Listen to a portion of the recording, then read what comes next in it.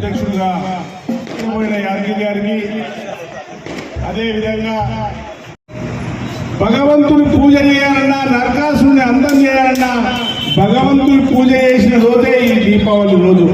కనుక దీపావళి సదరు సమ్మేళన దాదాపు 150 సంవత్సరాల నుంచి యాదవ పూర్వీకులు చేస్తూ ఉన్నారు. దాన్ని కొనసాగిస్తున్నటువంటి యాదవ సంఘం అందరూ కూడా వేదిక మీద అందరూ కూడా పెద్ద మనుషులే ఉన్నారు. యువకులందరూ కూడా దీని ప్రాధాన్యత తీసుకోవట్లేదు. ఖచ్చితంగా రాబోయే రోజులలో ఇంకో గంట అయితే మరి మన దున్నపోతులన్నీ కూడా వస్తూ ఉంటాయి. ఓ గంట సేపట్లలో బ్రహ్మాండంగా గట్కేసర్లో ఉన్నటువంటి యాదవ కులస్తులందరూ కూడా ఈ 20 సంవత్సరాల నుంచి నిర్వహిస్తూ ఉన్నారు. వాళ్ళందరికీ కూడా ధన్యవాదాలు తెలియజేస్తా ఉన్నాం. రాబోయే రోజులలో ఇది ఏ పార్టీకో ఏ కులానికి సంబంధించిన సమ్మేళన కాదు. మరి మా మిత్రులు అందరిని కూడా కలిసి చేసుకోవాల్సిన అవసరం ఉంది. ఒక పండగ వాతావరణంలో దీపావళి రోజు అన్ని రాజకీయ పార్టీలను ఒక వేదిక మీద పిలిచి మరి సమ్మేళన చేసుకోవాల్సిన అవసరం ఉంది. గౌరవ ముఖ్యమంత్రి గారు రాష్ట్ర కాంగ్రెస్ పార్టీ అధికారంలోకి వచ్చినాక రేవంత్ రెడ్డి గారి అధ్యక్షతన సమ్మేళన దీపావళి ఏదైతే సదరు కార్యక్రమం ఉందో నిన్ననే ముఖ్యమంత్రి గారు దాన్ని అధికారికంగా చేపట్టడం జరిగింది. దానితో పాటు రాష్ట్రంలో ఉన్నటువంటి యాదవులందరూ కూడా ఈ పండుగ జరుపుకోవాలి. మరి ఈ పండుగకు సంబంధించినటువంటి ప్రభుత్వ లాంఛనాలతో జరుపుకోవాలని చెప్పి ముఖ్యమంత్రి గారు నిన్ననే నిర్ణయించడం జరిగింది. రాబోయే రోజులలో ప్రతి మండలంలో కూడా ఈ సమ్మేళన కార్యక్రమం ప్రభుత్వం తరఫున చేస్తాం.